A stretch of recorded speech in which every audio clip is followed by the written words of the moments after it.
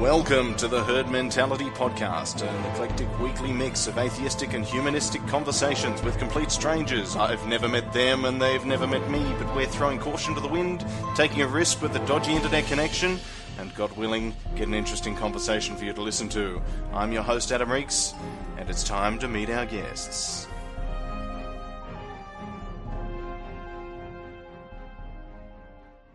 On the line, all the way from another country, is the Moonwalking Unicorn. Hello. Quite possibly another world altogether. Yes. How we doing, Adam? I'm quite very well, thanks. It was in the test call before the podcast, I was quite surprised to see that, or hear that you're not a lady. And I am indeed not a lady. I do apologise. I think I'd be interested to know how many other people had that impression as well. It's often really hard to tell when it's just a picture. I will say, admittedly, that I am purposely vague online about my gender and other qualities. Yes, well, from your Avi picture, you've got quite a lot of things that you don't like. Not a lot of things that you do like. Mostly just me. Okie dokes, and from all the way from another country as well, we have the Platypus. Hello. I've been following your tweets with interest. I think what a wonderful character. Well, thank you. And you were another who I was sexually ambiguous towards, or really? receiving. I don't know. Getting all the wrong vibes. So I was just happy you said it as platypus, not platypus, and just thought I'd spelled it wrong, and then it would have just been this thing hovering over everything, but you got it right. I'm glad. Steady on, I'm not a theist. And from another country altogether, we have the Atheist Smurf. Hello. Hello. So, guys, just quickly round the table, go in order, I'll mix it up, just keep it fresh. This is a bit of an impromptu call, we've kind of talked about it for the last week or so, and I think it's good fun when they're impromptu, and you get a couple of ring-ins at the last minute. These are my favourite podcasts to do, I think these are good fun. So, the Moonwalking Unicorn, whereabouts are you from? I'm from Southern California. Okay. America. That's not far from Gamma Atheist, I think. Oh, no, he's Florida. It is literally on the other side of the country. Oh, okay. Right, well, I got the country right. Which one has the Governator, or had the Governator? That would be us. We have the Governator. Okay. Thing to be proud of, you think? We had an actor as a governor, so there's that. I thought, he was pretty good as a governor, I thought. There's always scandal associated with it. I didn't really majorly disagree with a lot of the stuff he did. I thought his policies on green energy and so forth were inspirational. He was better than what we had before, the Governator. And who have you got now? Now we got Jerry Brown again. Do we like him? We don't hate him. Oh, okay. Politicians and, don't seem to go together very often. Yes, rarely. We've got a bad case of that. I'd say probably for the last 2 or 3 election cycles in Australia, there's been a really negative attitude towards politics. And I find it really depressing. So, Julia Gillard got ousted the other day, didn't she? She did. Poor Julia.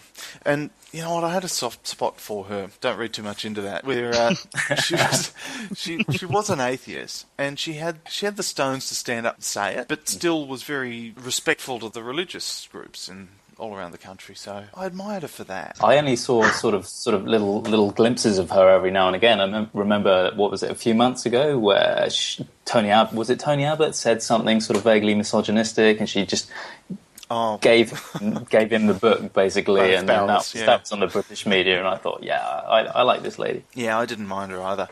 She played it when she had to, though. Oh, look, I think she's an incredibly smart woman, an expert debater, and she did great things for education in this country. And she was on the way to having even more great things done. Kevin Rudd, on the other hand, well, you know what?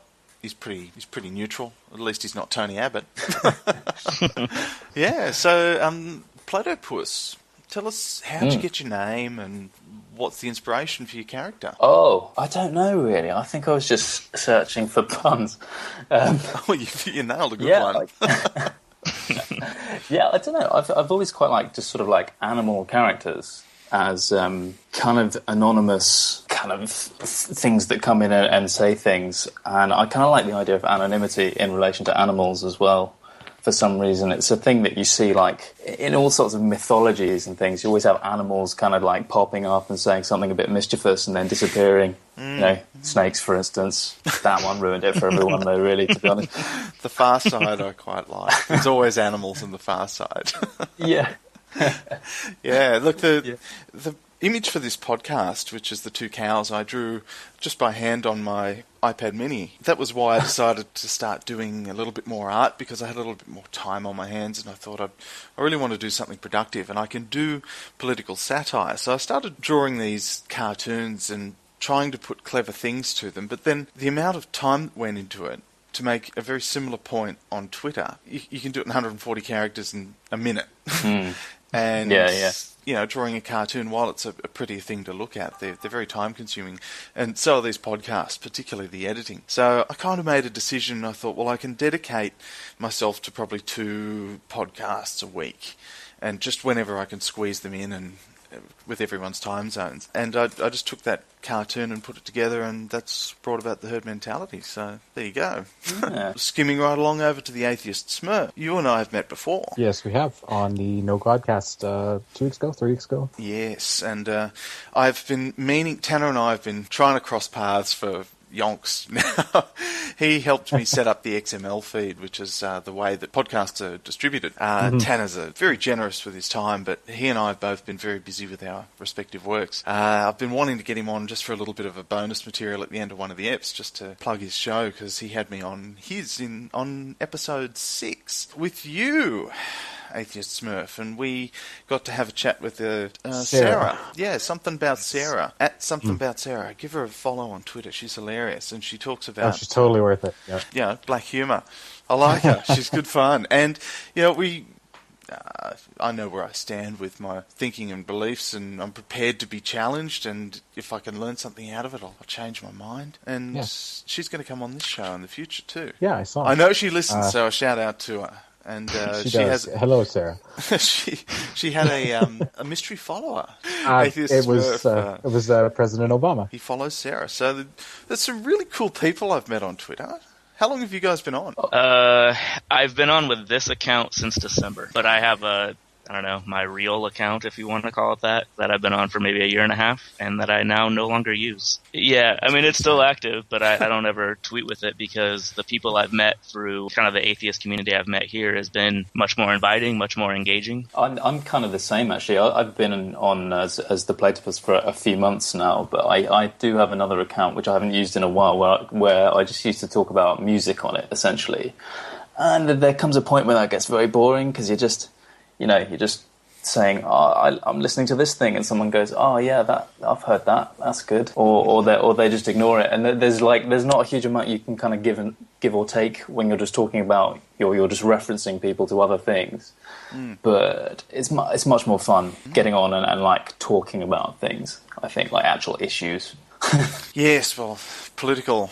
I got a little bit political this morning. I probably OD'd on coffee, and it's time to make a change. Yeah, Twitter's great fun. I've been on there for, 2 years or so, but I didn't really start tweeting until the last few months or so. I think I've gone from 400 tweets to almost 2,000 just in the past month and a half, I guess, when I started meeting all of these wonderful people, Gam Atheist and Tanner and yourself. And yeah, it's great fun. I love it. I think what I like about Twitter the most is that you have to carve away any sort of caveats or qualifiers that you might put to your point, and then just state it in one kind of very small assertion, and then someone's gonna read it in a way that you weren't intending, and then sort of reply to you in a way that you weren't really anticipating, and you're going to be forced along sort of routes of discussion that you weren't really meaning to go down, but you end up down them anyway, and it's sort of sometimes frustrating and sometimes illuminating, but it's just what it is, really. It's kind of fun. Particularly if you follow Franco Soup, which everyone should. Oh, yes. Oh, I don't think I do. Get on that right now, but try not to push so much that I have to edit you out. Don't walk to your Twitter feed, man. She's very cool. She and I had, we were having a bit of a chat with Ray Comfort. Deepak Comfort, Masters of the Universe. Yesterday now, because look, Deepak's blocked me. I don't know if you've read the news this week, But I'm very disappointed with myself because I played too many cards too soon. And Deepak had agreed to come on my show in Did he really? August. Yeah. Wow. Because I kept asking him questions about cosmic consciousness and... The big topics. Yeah. The funny thing about him, I mean, it's total bull what he talks about, but he's actually interesting to listen to. I've watched a couple interviews with him and Richard Dawkins and whatnot. Oh, he's animated. He's animated, and he's really interesting to listen to. And you know what? It's when you actually listen to him, he actually makes you believe. So I don't know if you want him on your show. He actually makes you believe that it's not bullshit. Oh, you're saying he's some sort of hypnotist. I don't know, maybe. So really what he's been doing to me for the last 3 weeks has just been saying cosmic consciousness, and you're under, and then blocked. Game over. Yeah, he's Sad a funny face. But I'm really trying to get Ray Comfort to come on the show because I think he'd have a sense of humour. He's a Kiwi. And if you can get him talking about something that isn't serious, then you probably get to see a different side of him. And I mean, I haven't really been following Ray. I don't know what. Since the banana incident, I haven't heard much about him, really. Look, that's I think I'm happy to leave it as that. I don't know. I kind of picked him because you can be a little bit more precise and a little bit more cutting, I think. Because he grew up as a Kiwi, he'll be well prepared, I think, for that rivalry. Whereas if I were to really go hard on someone like, say, who's that Eric Hovind chappie? He looks like a smart gentleman. Do you know about him? Sort of. Yes, he got up on the Atheist Monument and started preaching. Oh God! He's the guy who got completely owned by a 12-year-old or 11-year-old or something like that. There's a video on YouTube of him trying to convince some 11-year-old that of what he believes in, and the 11-year-old just is not having any of it. And the 11-year-old, I think, made a complete fool of him. I have to watch this. Yeah, go I think the kid might have been 8, actually. I don't know. The title said 11, but whatever. So maybe, yeah. I enjoy using Twitter as a forum to put your thoughts concisely on somebody who, the bigger they are, the harder they fall. You look at these religious leaders, and if they've got 60 billion Catholics following them, such as the Pope claims to have, you can be sure that your message will be heard amongst part of them. I guess so. Probably with the Pope, even what you find that sort of replying to his tweets gets people talking. I don't know. I haven't really delved into that sort of thing myself. Yeah, I guess that's not what I use Twitter for either. So yeah, well, there's debates happening at all different levels. I just enjoy reading them. I think they're good fun. Yeah, I quite like having what I really like to do is have debates with other atheists, really, about kind of subtleties in kind of what people do and don't quite believe, or whether people like things like issues like free will is a really interesting one because it's something that's sort of relevant, but it divides people even on the atheistic side, and you can have some really kind of interesting debates within an atheistic framework, which I always find is quite kind of illuminating, just to see all the kind of slightly differing perspectives on a side that's often kind of portrayed as being quite homogenous and or just as just nothing, While we're kind of talking about that, when you see a picture of a cartoon, I don't know how seriously to take it at first glance. And that's applied to you guys, and now that I've had a chance to speak to you and sort of find out a little bit more about you, it's much easier to put a face to a name, if that makes any sense at all. You were talking about atheists debating atheists, Mr. Smurf, and I had a very interesting message come through from a character on Twitter the other day, and I won't read it word for word. I'll paraphrase it. This character does something similar to what you do, just basically trolling atheists. Mm-hmm. And I got in touch and I said, what's the go? I suspect you're smarter than you're giving away. And it turns out this person, male or female, I have no idea, is a PhD from a university that I would consider the shizzle, has a musical past, has a lot of patents to their name. I'll put it that way. And this person who ran all this character has a few followers, only chimes in from time to time, just like one of the characters you are. And just such an amazing back. I was blown away when I got that. So if you're listening and you've guessed who you are, big shout out. Big fan of your work. So what's the biggest issue going on for you guys right this very instant, before the phone call, what was the last thing that left an impression on you from your country? And we'll start with, let's kick off Smurftown. Oh, the last thing that made an impression on me. Well, I'm in the middle of my work week, so I can't say there's very much. But I don't know if you guys have heard any news from Canada or whatever. We've been dealing with a couple of natural disasters here. We've been the city where I live has been was mostly underwater a couple of weeks ago, and so that's consumed pretty much everyone's time. I work in IT, so my life has been kind of consumed with disaster recovery during this. So yeah, it's been exciting. We're all kind of putting the city back together now. Look, you're starting to be a little bit like Australia. If half the country's not underwater, the other half's either in drought or being blown up. For sure, yeah. So there was an issue in Canada. I remember reading about it in the news with the exploding train and people evacuated and so forth. How close? What's your proximity? Oh, like 3,000 miles. That's the other end of the country. Actually, in Quebec, the French part of the country. I don't Quebec, know. Is that in Florida? It is not in Florida. No. Gosh. I believe it's next to California. My American geography is about as good as yours. It was a train. I think it was carrying oil or something like that, and it derailed and exploded. Death toll's pretty low. It's only 3 or 4 people, I think, but still, yeah, it's probably the worst thing we've had here in a while. Okay, Moonwalking Unicorn, your time to enlighten us with some wisdom.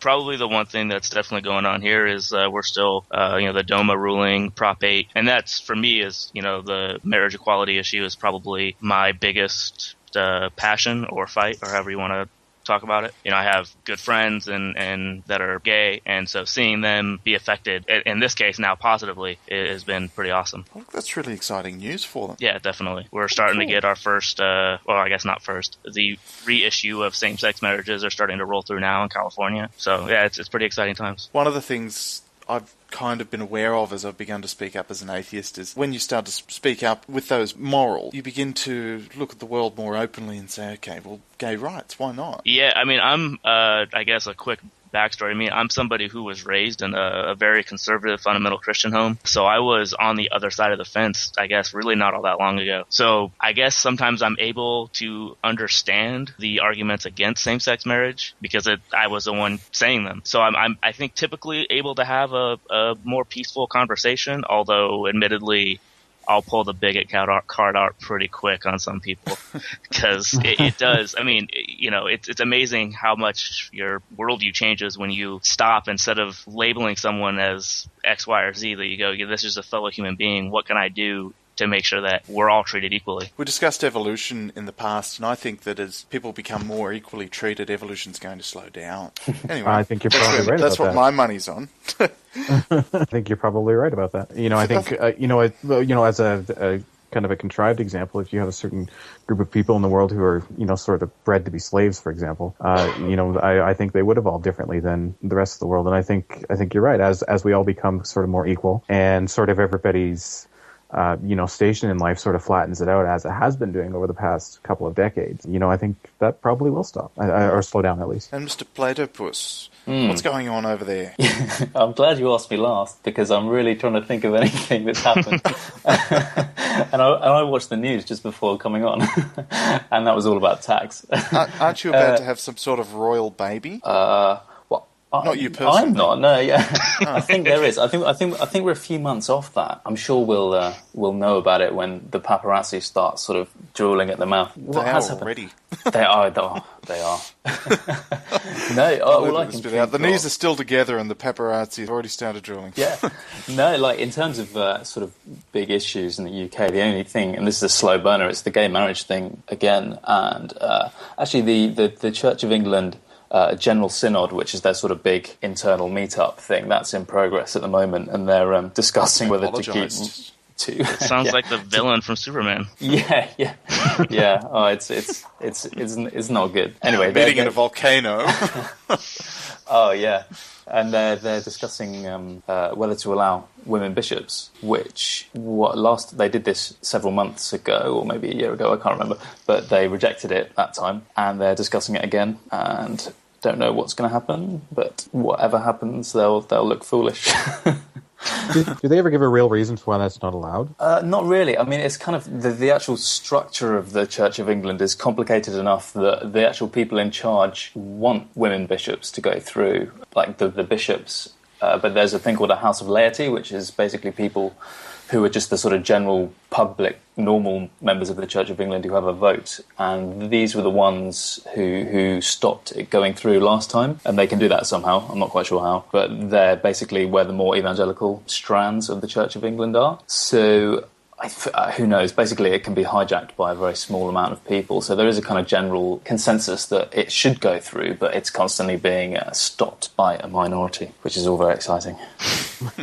Business as usual, then, I guess. Eh? Yeah, this is Church of England 101. So, guys, why the atheism? For me, I'm an atheist simply because I never became a theist. My parents are not religious. My grandparents were actually quite vocally atheistic. I went to Church of England schools, but they didn't put much effort into it. And I don't know, just never got there, really. But why speak up on it now? Well, right, yeah. Well, because it matters on moral issues. In the UK, you have people who are religious, and then you have the vast majority of people who kind of are just not anything, who don't really care, but are also kind of not really that happy with calling themselves an atheist either. I am sort of happy with the term because I do think it matters on the issues of gay marriage. I think circumcision is a thing which is a really big deal and hasn't been made enough fuss hasn't been made about it yet. It's all sorts of things. We have bishops in the House of Lords, which means there's kind of there's religious representation in Parliament effectively, which is a kind of ridiculous state of affairs. Yeah, so I think it does matter. Well, and I do find the philosophical side of it just quite interesting. Moonwalking Unicorn. Yeah, I guess as far as how I got here, I wanted to learn everything I could about Christianity. I wanted to be a youth minister growing up, so in my personal studies, I kind of realized that it's all, and so that pushed me into kind of a deistic state for a while, which eventually you kind of realize there's really no reason to be a deist either, and here I am. As far as why I speak up, it's because I see people get hurt by faith daily. I think faith is rather dangerous because there's no measure of accuracy. There's really no difference between good or bad theology because it's all bad. Mr. Smurf, enlighten us. Well, I came from a Catholic family, went to Catholic school, and went to church when I was younger. But, talking about the gay rights thing, I think it's kind of the same thing. You always kind of know. I always kind of knew even when I was a kid that it was bullshit. Yeah, I mean, over the years, I tried to be, a good Catholic and whatever, went to church and all that. My wife and I went to church a few years ago, and but I never really believed it. I don't know, I guess over the past couple of years, I just kind of came to terms with that, and here we are. As far as why I speak out, I agree with the other guys. I think it's, theism is a plague. But also, I'm a big fan of not being dumb. And I see so many people on Twitter, and almost without fail, they're the kind of people that we're talking about. And I see so many people, and they're just so fucking stupid. I can never let that pass. It's a tricky one. Every now and then, I just chime in and ask a question. How did you get from universe to God did it? Where's the leap? I find that asking questions rather than stating facts. Oh, yeah, definitely. I mean, I think, yeah, absolutely. I mean, asking kind of like questioning. One thing that I find really closes down debate is if you try and second guess someone's motives for having their opinion. That really pisses people off. But yeah, like you say, if you sometimes just interject like a cool question, you don't necessarily change someone's mind, but you just open up new avenues of discussion, I think, and then sometimes get that back as well. And yeah, I think that's a better way to approach these things, I think. What would you like to see more of on the podcast? Ooh, that's a tough one. I like it the way it is. I really like the specialised ones you did, where so you got some scientists in. What I'd like to see is one where you got some philosophers in, like maybe people doing PhDs and stuff. I think that would be a good one to debate some of the finer points. I was just going to say I'm more a fan of like this kind of show rather than the specialised one. No, I like those too, but where you just kind of get 3 or 4 people together and talk, whether about a topic. So I had something to add on an earlier point is the question of sort of why talk about atheism, and I think it's another reason is that it's often portrayed as you have sort of theism as a sort of moral framework, and then atheism is then often portrayed firstly as sort of not having one, but then people sort of often come back and say, well, okay, just because we're not theists doesn't mean we can't have morals. But I think sometimes it's worth pointing out that a kind of naturalistic outlook can actually provide a really, really strong system of morals, and you can't really articulate that without taking a kind of assertive stance on it. So, for instance, just taking a very scientific outlook on life kind of tells us a lot about kind of our minds, where it's come from, how it's been shaped by evolution, what that means for how we interact with each other, how we understand how we do that, what that means for how we might get better at it, how we might treat animals and things. So there's a whole lot of things that are kind of atheistic or naturalistic outlook can give you that a theistic one can't, I think. And so there's a reason for arguing for it kind of assertively in relation to morality sort of in the public sphere. And that's, I think, the kind of main motivator for why I kind of want to talk about it rather than just kind of act as someone who just isn't a theist and just doesn't care about it. I think also that sort of intertwined with that is the concept of, happiness and being connected. Being content with your life, because we've seen the cartoons and whatnot about tell your parents if there's an atheist in the neighborhood, blah blah, etc. And it's important for people to know, especially the kind of people that we deal with on Twitter every day. It's important for them to know that you can be happy without being a theist. If you have, I've been more content over the past 2 years than I ever before, and I think it's mainly because there's nobody to impress. Living where I do, I don't really have much exposure to kind of quite aggressive theism, but we do have the kind of liberal Christian left who are kind of at pains to try and convince you that atheism is kind of missing some sort of vital enchantment, is the word they use. Enchantment with the world is something that they think is missing, and they equate religion with art. So they're saying the thing you get out of art is the same sort of thing that you get out of religion, and if you're secular, you can't have that. And I think that's nonsense, really. So for me, it's often about articulating what a sort of secular naturalistic outlook can give you. I think there's beauty to be seen everywhere. It's pretty straightforward. Live a good life, and if God exists, you'll get a second shot.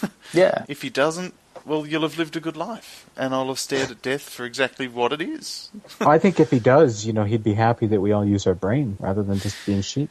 Yes, that's the sort of God that I would like to put a capital G on. Yeah, me too.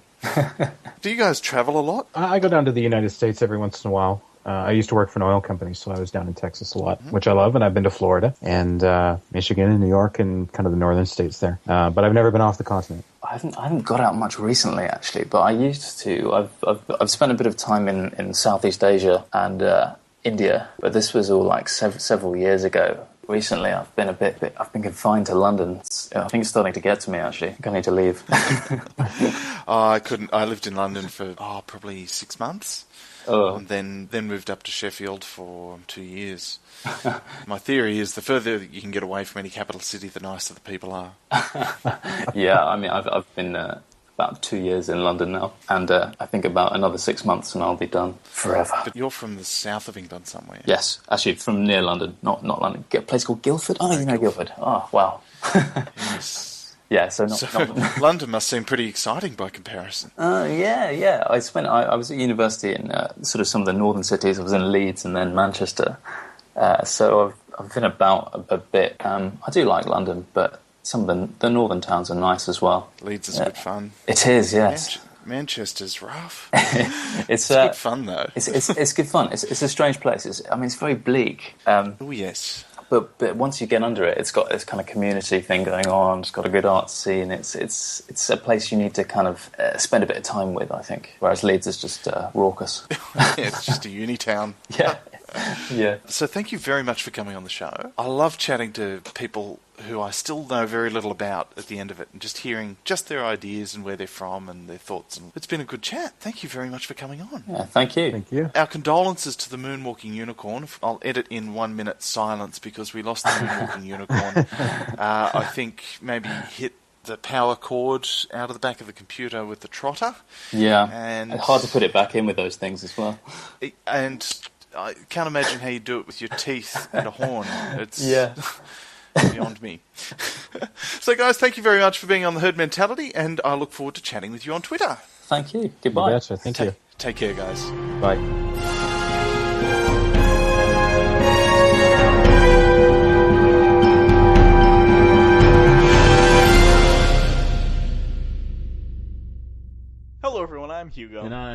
and we are the Bible Reloaded. Soon we're going to be featured on a future episode of the Herd Mentality Podcast. So if you like shameless self-promotion, you're going to love the next 20 seconds. You should go take a look at us over on YouTube at the Bible Reloaded, because we have 2/3 of the following. An atheist Bible study, dick jokes, and fresh-baked goods. If you don't like one or more of those things, you can go fuck yourself. I agree. Yep. So come visit us over at the Bible Reloaded. Subscribe or don't. I don't really care. We now return you to your regularly scheduled podcast. Ladies and gentlemen, welcome Herd Mentalists to your absolutely free, cost you nothing bonus material on episode 8. I've got with me Chris Krasmensky, who goes by the Twitter handle at Marco_I09. Welcome, how are you? I'm well, thanks for having me, Adam. Oh, pleasure. Well, it's not... okay, I tell a lie. This isn't the first time I've had you on. Do you want to tell me what happened the first time? Yeah, we talked for about half hour, 45 minutes. Good talk. And great, just from memory. Yeah. And just a little recording malfunction, no hard feelings there. Well, yeah, see, the truth is that when I went to listen back to the recording, it recorded my side of the conversation really well, but not yours. So I thought I was going to take the easy option and just play you back the original recording and let you try and squeeze in your answers. Hopefully you get the same answers the second time round. But no, not this time, mate. We'll just we'll improvise. We'll make do. So, where are you from? Yeah, originally I'm from just outside Philadelphia in New Jersey in the United States, and just generally lived all over the U.S., that is. I mean, New York City, Alabama, North Carolina, but I'm currently in New Jersey. Okay, so, well, my limited knowledge of the geography of the US, there's a little bit of north there, there's a little bit of south. You said Alabama, so there's some pretty heavy religious gear going on down there. Because I've had somebody on the show previously who was from Alabama, the atheist drummer. But New York, how religious is that? New York, I mean, New York is just, you can find religious people. There are neighborhoods of people who are religious. But if you're just walking around and you're not casually going into these sort of cloistered neighborhoods, you would never notice. Alabama, it's easier to see because it's more homogeneous, very Christian, which is not to say one sect of Christianity, but Baptist, Methodist, anything. But I mean, churches everywhere, and it's more stereotyped as being religious. So they have that, to also kind of color in the picture. Well, yeah, obviously that's why I sort of leapt to that conclusion, because that's really all I know. It's look, it's an unfair observation to make, I would think, about all of Alabama, because there's plenty of people there who are atheists. And hello to you, if you're listening, both of you. So tell me about you. You're somewhat of an author, from what I can tell. Yeah, just had my first shot at writing a book, and I guess it was kind of born from I started on Twitter with atheism specifically, probably like say a year and a half, 2 years ago.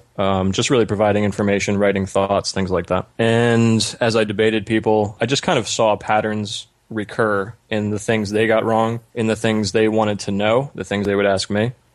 And it just kind of sort of rounded into form in my head of being like, I kind of felt like the atheism help desk of people and just answering the same questions over and over again. And I was like, I feel as though, a resource really written for anyone in mind, but specifically for people who have inquisitive minds on the question to sort of go to and tap, ultimately, so I wouldn't have to just run around in circles all day long. I like that analogy, the atheism help desk. I think that's brilliant. Yeah, it was. I'm there willingly. I'm there to answer questions and try to remove long-term stereotypes or misinformation. But it is frustration. It is frustrating when you do see the same question, the same exact wording over and over again, and you just feel like you can't make any progress. Yeah, well, there's some people who thrive on that, and there's an account that I've been watching of late, and I really quite admire his persistence. Take That Darwin. Are you familiar with him at all? Basically, all he does is searches the Twitter feed for evolutionary nonsense. Yeah, why they're still monkeys. That old chestnut. Right. And all he does is retweet and then lets everyone else have a go. I think it's very amusing to do. But there's so many people out there with these misconceptions. So the people who I've spoken to who have read your book have had wonderful things to say. I must confess, I haven't read your book yet. but I do okay. promise I will. Let's talk more about the Twitter thing. So Twitter was what drove you to put all this into writing and create a book to share? Yeah, I mean, again, like, you know, I'm aware that there are plenty of atheism books. It's not a new or in some ways trailblazing thing to write about, you know. So I was very, very conscious of the fact that I needed to bring something original to the table. So I would say the book is half intellectual reasoning to sort of build up the atheism case of why, you know, logically speaking, there's no reason to believe these principles and propositions. And the rest of it is kind of filling in the vacuum of what happens and what you do with yourself when the institutions of religion and the corollaries of their thought collapse from being discredited. You know, religion, in my mind, and religious thought does fulfill some pretty serious and pretty weighty goals and purposes and objectives in people's lives. And they do sense it when you get through to them on an intellectual basis. They do hesitate and draw away because they say things like, well, what am I supposed to do with myself? How do I live without this? And so they are emotionally dependent on it in really significant ways. And so, you know, that was to me one of the more novel aspects. I think my intellectual approach is relatively novel, but the emotional and sort of life redefining strategies, I think, were kind of the most novel aspects of what I was adding to the discussion. It really strikes me, the two words that you used there that stick out were intellectual and emotional. Your tweets, I really do keep an eye on those. I think they're very clever, and you make some brilliant points using wonderful language that very few people would use. And I think it's a very creative way of standing out. Like you say, you wanted to do something that would stand out from the crowd, and this is how you do it. So I've tried playing along. I've had. You have. I think it's fun. I like that. It is fun, and that's what it's got to be. And everyone has their own sort of flavour to add to it. So the ones that I really enjoy are the ones where you distance yourself from it. You just say, I am atheism and I XYZ, and then explain something. So it encapsulates one aspect of being an atheist. Sure. Yeah. I mean, you know, when it comes to what and how I write, or, you know, how I frame things, I think of who it is that I'm trying to reach, or who it is I'm hoping will read these, and I just think to myself, let's give them as many different lenses and perspectives and vantage points and panoramas as possible, so that in the cross section of some of those concepts, it will start to fill in where religious people, even when I was religious, you resist. You don't want to let any sort of puncturing go on in the ideology, understandably so. That to me is my way of sort of blasting as many sort of light holes through the black box as I can. I hope that it works. You know, some people show up to give me a hard time. Some people are very complimentary. Very few of them, almost nobody will come up and say that, you've because of what you've written, it's changed my life. So deep down, I hope that people are watching and spectating and feeling, new information has come to light for them. But ultimately, it's just me throwing messages in bottles just out into the digital ocean, So yeah. So look, you mentioned you were religious. How long were you religious for, and how did that come about? Was it a family thing, or was it a choice? No, well, I mean, I was raised Catholic. I can't say. I probably went through about a year when I was a teenager of being halfway interested in taking it seriously. But like most Catholics, it just kind of became something that I just said. My family never raised me to believe in the Pope or listen to any of his proclamations or anything, and so it just became something that was said. If somebody asked you oh, well, I'm Jewish, or I'm Christian, like, what about you? I just said, oh, well, I'm Catholic, and never, in the meantime, deep down, I was like, yeah, I'm completely, in favor. I'm pro-choice and pro contraception use and things like that. So deep down, I had completely disregarded their comments on scientific aspects of life, but I just identified that way, and I would say probably about 3 years ago when I was in Alabama for law school, maybe 4 years ago now, because of the overwhelming kind of grip that religion has down there, sort of encouraged me to confront the ideas in myself a little bit more directly, and just sort of be more decisive about throwing them off, because religion does cause a lot of damage in that area. It's not, everyone's not a part of it, but it does have a legacy of being, people defer to it, and they show respect to it. In my opinion, it has cost that region of the United States quite a bit. Socially, financially? Pretty much down the line. Of course, nothing's all bad. In some ways, religion, nothing can ever be pure bad. So, I mean, religion does do some things. It does bind people together. It makes them protect their group. But when it comes to economics, general, I would say the way that Alabama in the Southeast, if I could generalize in a really irresponsible way, the way that it's most affected in a negative way is that there's really not, from in my experience, there's really not an attempt to really have any intellectual boldness or intellectual innovation. And they wind up, on average, in my opinion, being a little bit behind when it comes to, and another reason that it concerns me is that I think they may be in danger of being left behind as sort of the rest of the country and the world moves forward without these hindrances. It is kind of hard to discuss these things without putting people in categories and holes. Sure, I mean, sure. A part of that comes about state laws and so forth, because there's one state that says, yes, you can have these rights and privileges as a human being, and there are these others that don't. Sure. Yeah, it can hold certain areas and aspects of your society back. That's just one place. That's just Alabama. So tell me more about your book. What's it called? Where can we get it? Right. The book, the main title is What Are You Without God? In a question. And the subtitle is How to Discredit Religious Thought and Rebuild Your Identity. It's published under my real name, not Marco, my real name being Christopher Krzyminski. And do you want to spell that? Sure. Christopher, that's normal. Krzyminski, Krze, or Z, as you will. Minski. Amazon's probably going to be the best place for it. But, so I mean, that's generally I was extremely painfully aware of the fact that this topic has not been addressed, and in a somewhat decisive manner before, you know.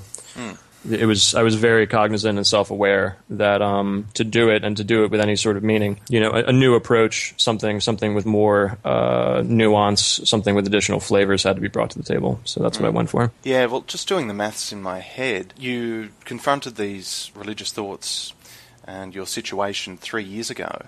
Then got into Twitter about, 18 months ago? Yeah, well, originally I got into Twitter for alternative media sources. When it comes to using Twitter for atheism, I would say a year and a half's fair, sure. Yeah.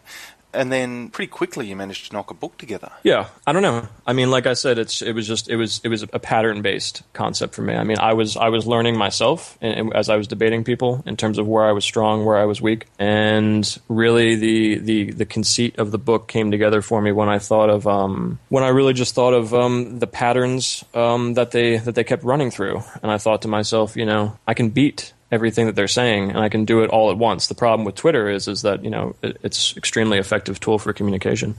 But in terms of dealing decisive, complete, and thorough refutation of something, especially a long-held ideology like religion, you just run out of time. 140 characters, back and forth. Somebody eventually is going to get tired and quit, and understandably so. But when it came to me seeing the whole forest from the trees, I was like, you know, just dawned on me that, you know, if I pinned it all down at once and dissected it, whether or not the same people I was speaking to online would read it was a different issue, a separate issue from the fact that it could be done. I've got one question here, a message here from Secular Bloke, who never fails to send us in a question. And he asks that, given that you live in the most religious nation in the developed world, have you seen any change in attitudes towards religion where you are? Tough question, mainly because the U.S. is so big that just land-wise, if you go from the difference between New York City and central Pennsylvania and Iowa and Utah, you're talking about, for all intents and purposes, different countries in many ways. I would say, on average, if I had to speculate, I would say that religion, thanks to really, if there has been anything, it's been a backlash. Thanks to years of George W. Bush, who based a lot of really aggressive foreign policy on religion,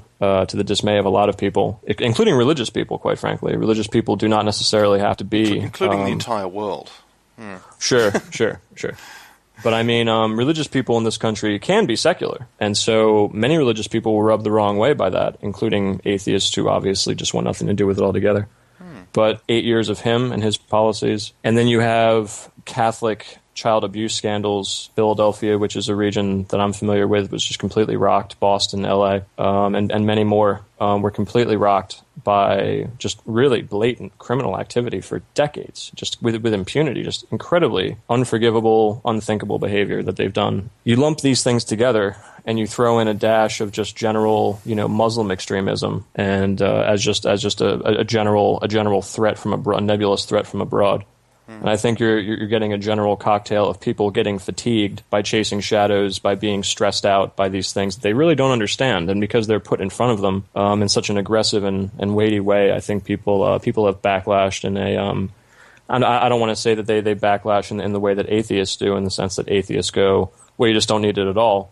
But I think many religious people have withdrawn from their communities and sort of taken a step out just to get a breather. Whether it reverts back at a later time when things calm down, that's anybody's guess. It's a very difficult country to read, the U.S., because Texas is its own fantasy land, the Southeast is its own thing, the Northeast, and it's a really difficult place to summarize. Yeah, it's harder to pick than a broken nose. That's what. Yeah. That's how we describe it. All right. Well, look. Thank you very much for coming on the show. Thanks for having me. It's fun. It's an absolute pleasure having anybody come on. But I do really enjoy talking about the philosophical stuff and people who have really taken a stand and done something of their own accord. I think that's marvellous. You should be proud. I appreciate it. So, Chris, thank you very much for coming on. Ladies and gentlemen, you can follow him on the interwebs at Marco_IO9. And his book is What Are You Without God? It's available on Amazon. I suggest you get your hands on it. Chris, thanks for coming on. Thanks a lot, buddy, and I hope you feel better. Cheers, mate.